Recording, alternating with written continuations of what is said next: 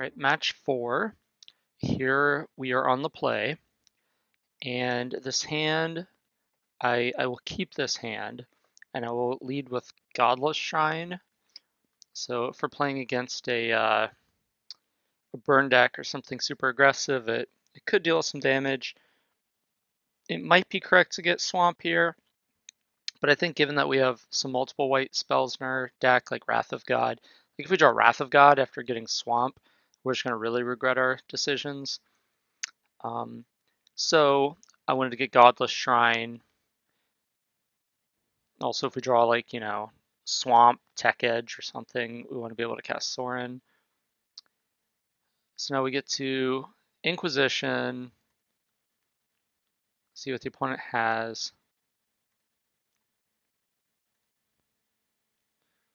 And so they have Baloth, which is good to know. We have Liliana in hand. So don't plus Liliana. Got it. And they have 2 lands, Stone Rain, Nissa, Voice of Zendikar, and Blood Moon. So kinda at this point, wishing I had gotten the Swamp instead of the Godless Shrine. But it is what it is. And now we have to make a decision. So we could take the Nissa and basically, Nissa, none of our removal spells are good against Nissa. Like Nissa is just good against our hand. But Stone Rain against our 2-land hand is also good. And Blood Moon against our 2 non-basics is also good. So we had quite the dilemma. Didn't really like what I saw here. But I went ahead and I took the Blood Moon because I felt like that just does the most damage to us. It's like the hardest to recover from. Like if you Stone Rain us, well, we have a Ghost Quarter. We missed our land drop. That was rough. If we'd hit our 3rd land drop there, been able to go. Well, I guess Liliana Plus isn't great against Baloth, but like just being able to resolve the Liliana so that whatever they do, I don't know. I guess we're just kind of in a bad spot no matter what, really. But so they Stone Rain our Godless Shrine. We Ghost Quarter in response. It's because we'd rather have a Swamp than a Ghost Quarter on the battlefield. So that was kind of just I think a pretty obvious decision. Draw a Swamp. I draw a Sprawl. Play their Nissa. Start making plants. Well, there's land. That's something. They Acid Moss us. What a beating. Well, okay, that gets us our planes. And then we cast Lingering Souls, which is pretty effective in this board. And they draw Huntmaster. Oh man, if we could draw land here, we don't. Instead we draw Inquisition, and we took the tracker and left them with the Baloth. So it was a good decision to cast Inquisition there, apparently. And now our plan is to just, we could flashback Souls, or we could Path to Exile the Huntmaster. But I'm thinking I want to cast Damnation next turn. So I'm not really in the market of killing the Huntmaster. Like, what is the Huntmaster really going to do on this board? Like, it's just going to maybe deal us some damage, kill a spirit. Like, okay, great. So we actually Fatal Pushed the bird is what we did. Because my plan is to deal some damage to Nissa. So we can basically, so by casting the Inquisition, we took away their tracker and left them with the Baloth. We really want them to cast the Baloth so we can Damnation away everything. We Fatal Push the birds so we can get Nissa down to 1 counter, 1 loyalty. So they would make a plant, go up to 2 loyalty, and then they have no way of stopping my spirits outside of transforming the Huntmaster to kill one of them. But we have a way around that with the Path to Exile. So if they just pass, then like trying to flip their Huntmaster, then we can just Path to Exile on their Huntmaster on the end step, untap, and attack Nissa to death. So that was my thinking.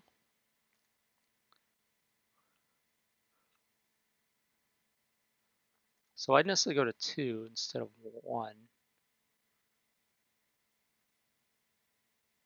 What happened there? Oh, they already plussed it to make a plant. That's why. Okay. So at this point, we're like, okay, I want you to just cast Baloth when we untap and draw land and Damnation. Like, that's what we want to happen. So I'll just take 8 here, go to 6, and you pass, just trying to flip it. So we actually, what we did, so I'm not convinced that my play was correct. I could have Path to Exiled the Huntmaster and then attacked Nissa down to 0. So I killed Nissa. They just have Baloth in hand. But then they get to attack me with a 3/3 Wolf, which I guess would be a, yeah, so a 3/3 Wolf and a pair of 1/2 plants, which puts me down to 1, which means if I draw like a fetch land or a shock land, that can't help me cast the Damnation.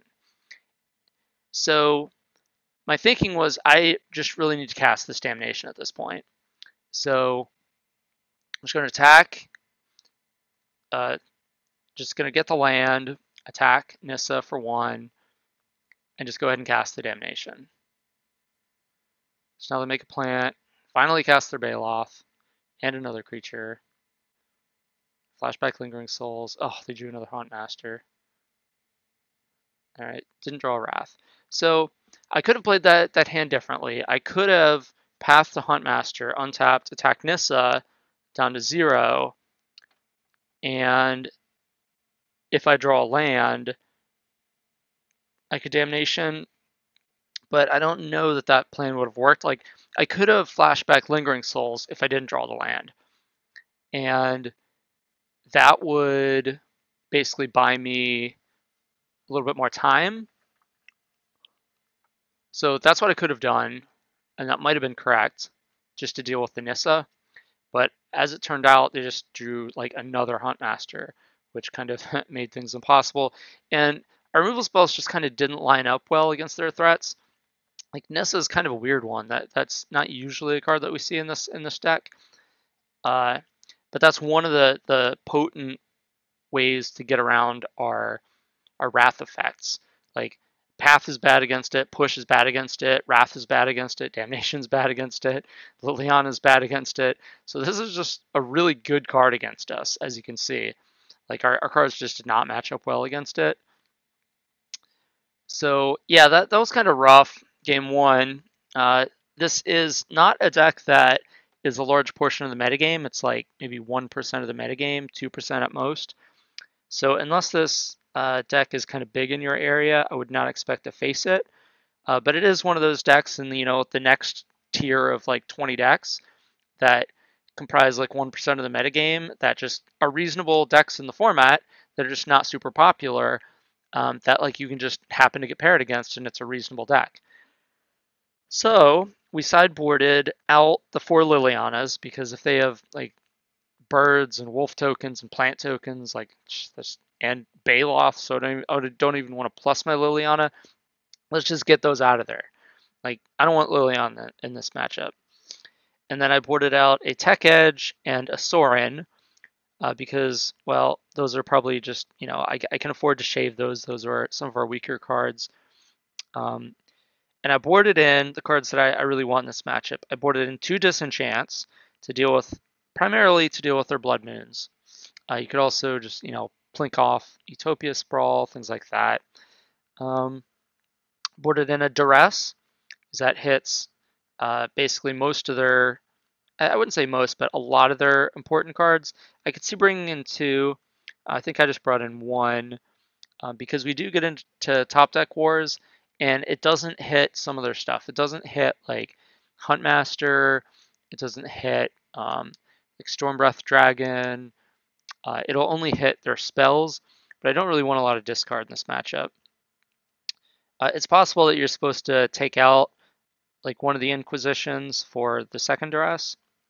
But I also brought in engineered explosives because you could explosives and kill their Utopia Sprawl and their birds and their Arbor Elves. So that like doing it for 1 is really effective in this matchup, or even for 0 to clean up a bunch of tokens, as would have been pretty reasonable in this game. I boarded in the 1 Tendrils because that can also do the same thing, killing all the tokens, kills the Huntmaster, kills all the birds and elves and stuff like that. Just kind of a 3-mana wrath. And then I boarded in the 1 Elspeth as well, because I feel like that's a way to really take over the game. And both modes are pretty effective, especially the token making mode. So that was how I sideboarded. And let's see, game 2. On the play, certainly a reasonable hand. Get to see what's going on with this Inquisition. So I get Swamp because we're playing against a Blood Moon deck. And I Inquisition them, and I see basically 3 lands, a Kitchen Finks, a Huntmaster, a Relic, and a Courser. So not bad. It's between basically Kitchen Finks and Courser. I don't need to take the Relic. That only stops Lingering Souls. And if we get to 5 mana, we can even just cast Lingering Souls and then flash it back, and they never have an opportunity to exile it. So it wasn't going to be Relic. It was either Finks or Courser. And even though a removal spell matches up better against the Courser than the Finks, I felt like the Finks is just not going to be a super important card in this matchup, whereas Courser can gain them card advantage, and we don't really have a way to trigger a Revolt yet. We'd have to Ghost Quarter them, which we don't really want to do. And so I just felt like the Courser was the card that was the bigger threat in this matchup, so I took that. So they play the Relic, draw land, play it. So now we can trigger a Revolt. Whenever they cast that Huntmaster, we're looking to push that. So they draw a Sprawl. They cast their Finks. Oh, good. That is a good answer to Finks. That is also a good answer to Finks. So we Ghost Quarter their land that has a Sprawl on it. Then we just cast our Lingering Souls since they already blew up their Relic. And they cast Tireless Tracker. So now they cast the Tireless Tracker, which is really good. Then they play a fetch land to get a clue. If we try to kill it in response, then they just crack the fetch land and get another clue. So I wanted to wait, and then when they sacked their fetch land, which they did, in response to them sacking it, I cracked my fetch land to get the Swamp, which triggers Revolt, which gives me the black mana to cast Fatal Push on the tracker with their fetch ability on the stack, so that their tracker dies before that land comes into play from the fetch, so they don't get that second clue. So that's what I did there. We still know about the Huntmaster, so we know that's coming, but we have the path for that. So here we just play Gideon. So now we're ahead. They sack their clue. We get a token. We still have that Souls in the graveyard. Cast their Huntmaster. Yep. Don't really have any good attacks. We draw Wrath, but that's not really where we want to be. We'd rather cast Sorin, be able to make a token plus it.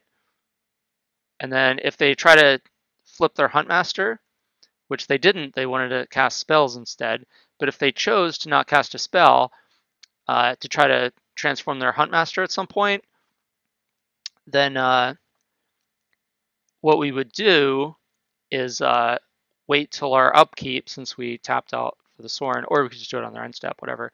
But then like path to exile the Huntmaster.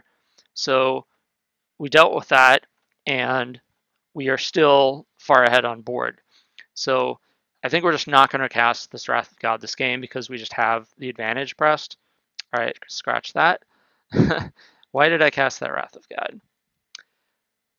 So I mounted the attack, and they just didn't block.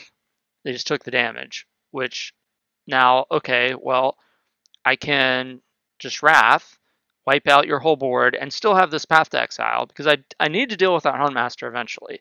And I was thinking I was going to path it, but since they just didn't engage in combat and they were just going to try to attack our planeswalkers back, at that point the Wrath just meant, okay, well, instead of having a Wrath in hand, I'm just going to have a path, which is even better for us because we'd rather be holding the path, so that we can just, build a board again with our planeswalkers and just be able to path whatever thing they get.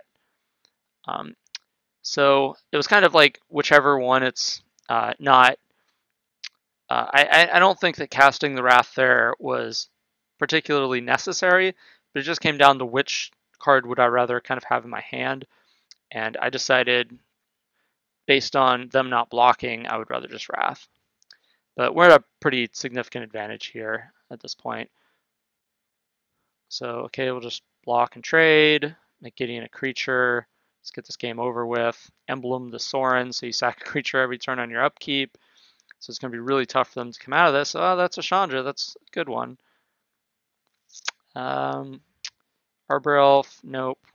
Just path your token so I can attack Chandra. I could put you to 2, but I'd much rather kill Chandra. Kitchen Finks. That's not super effective because we have the emblem, the Sorin emblem. They take it here, which is a little surprising. And they have to sack to the emblem, gain 2 life, play another Chandra, plus it. You can kill our Sorin at least. And now I don't attack because they're just going to lose their creature on their upkeep to the emblem, so I might as well just make a 2/2 instead. And then that's just game. So they plus Chandra, see Nissa. Nissa's not going to help them, and that's just that's it. That's all she wrote. So game 3.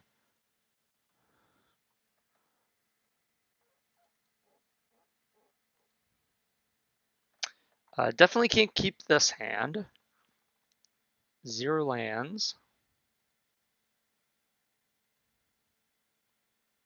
This one I can keep.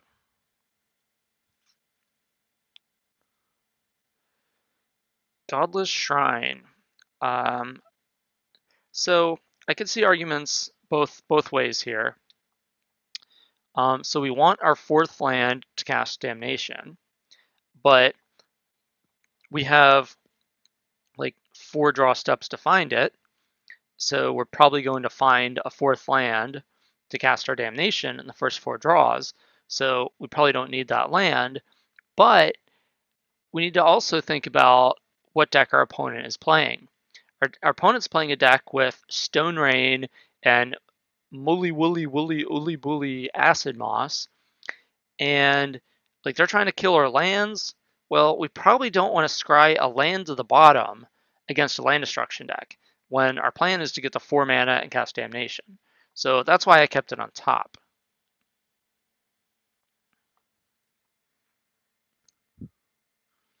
And I'll go ahead and Inquisition there, and let's see what they had. We took the Arbor Elf, and we were like, all right, let's get you. Let's get you. You have Anger of the Gods, which is not super helpful, and especially when we're, just trying to extend the game with this draw. Like, I'm happy to let you keep Anger. Then it's I can't take the Acid Moss because it's 4 mana, and Inquisition only does 3. If we boarded out an Inquisition for the second Duress, which might be correct, we could have taken, and this was the one Duress, we could have taken the Acid Moss, but I chose to take the Arbor Elf over the Kitchen Finks, was basically the decision. Because I was thinking, well, we have the Path to Exile for the Finks, and like they don't even have the land yet to cast the Finks, they just have land to Arbor Elf. So like if my game plan is to just extend the game, then well, I could take you off a mana source and maybe you'll just sit there and not do anything for a couple turns. But they did draw the land. So the Finks comes down, and I'm already immediately kind of regretting my decision, but not really, because it means instead of acid mossing me next turn, you are just attacking with Finks. And I drew the wall, which is great, So things worked out anyway. All right, so you cast another Sphinx. Not too bad in this spot. You draw another land, so you're going to be acid mossing me. And now, in response to the acid moss, since you're targeting my dual land, so I could sack my Ghost Quarter basically to turn Ghost Quarter into a basic land, which protects against Blood Moon, which is good, and also gives me a colored mana, which I need double black for Damnation. I have Godless Shrine, so it's fine. But if you know, the main reason though that I Ghost Quartered in response is because this Chewbacca Acid Moss destroys target land. It does one target. And then the rest of the spell says search your library for a forest, put it onto the battlefield tapped, shuffle your library. So, and a forest, not a basic forest, so they get stomping grounds. But basically, what I do here is I counter the spell. So the spell does not resolve because the one legal target, the land that they're targeting, is not there when it resolves. And so by Ghost Quartering, I'm not only turning my Ghost Quarter into a colored source, into a swamp, but I'm also essentially strip mining my opponent's stomping ground that they're about to get. So that's why I did that. The Ghost Quarter was basically to get a free strip mine. That's why I did that in response. And then with white mana floating, I path to exile one of the Sphinxes because the wall is blocking the other one and doing its thing. I cast Lingering Souls, get some attack in, flash back. So now we're just ahead, you know, like we're attacking for 4, you're attacking for 1. And now here is where things can start getting hairy.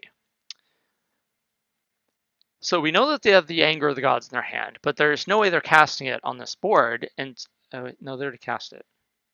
What happened? Oh, I guess they Inquisition again. And that was, yeah, Inquisition again, knowing that that was their only card in hand. Okay, so basically, anyway, the board as it stands, we have them on basically a 4-turn clock. So we just attack every turn, and if they try to attack us back, then we just block the Sphinx with our wall every turn and take 1 from the Arbor Elf. So they have us on a 16-turn clock, and we have them on a 4-turn clock. So that favors us considerably. And we're both drawing off the top of our decks. We have double Wrath of God in hand and a Disenchant. So let's think about how much mana they can produce here. They can produce 1, 2, 3, 4, 5, 6, 7, untap it, 8, 9, 10. So they can make 10 mana.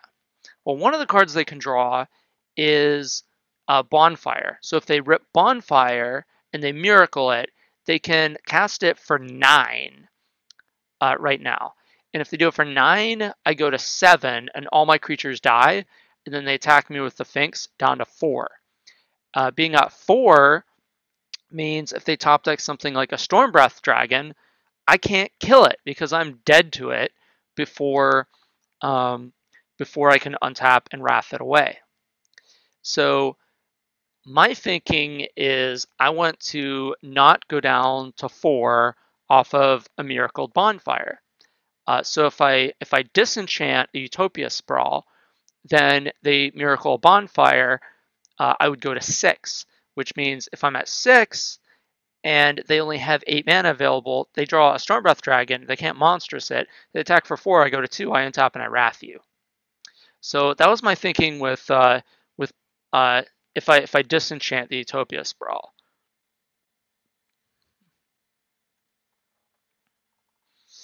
So attack, you go to 10, I play the Signet, and I disenchant a Sprawl to play around that. And they draw another Anger, clears the board. Ghost Quarter the land that they had Sprawl on. Play creature. Down to 1 card in hand, we have double Wrath. And they play Blood Moon, and we disenchanted their Sprawl. That we would have gone away anyway after we drew the Ghost Quarter and Ghost Quarter their land that had the 1 Sprawl on it. So, yeah, we would have had an active Shambling Vent if we kept that disenchant. We could have disenchanted the Blood Moon and attacked a Shambling Vent. We'd be at 15, and you would be at 8. And the next turn we'd be at 17, and you'd be at 6. Then we'd be at 19, and you'd be at 4. Then we'd be at 21, and you'd be at 2.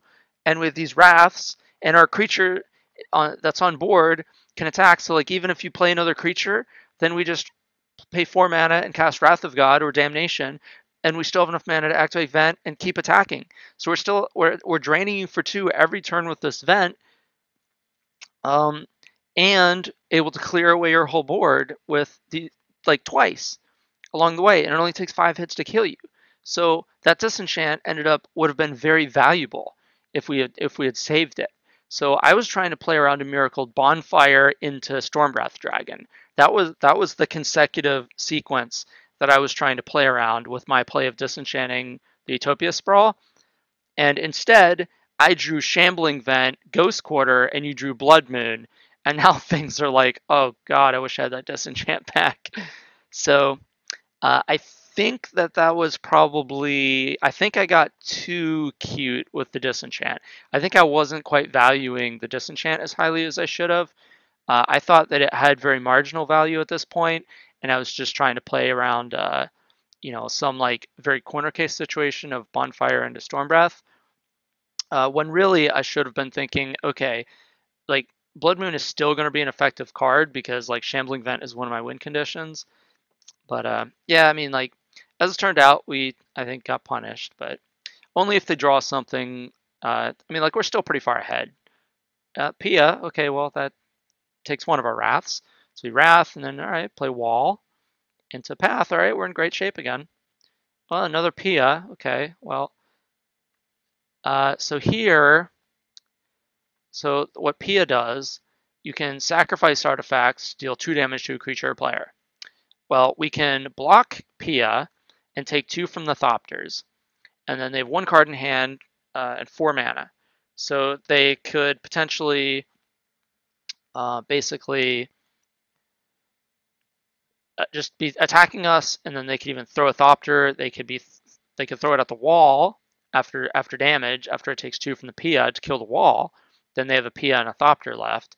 Then we're kind of in a position where, well, we took a couple damage, and then we were going to Wrath, or we could Path to Exile now to like kill one of the Thopters or the Pia, and none of these options seem particularly effective or attractive.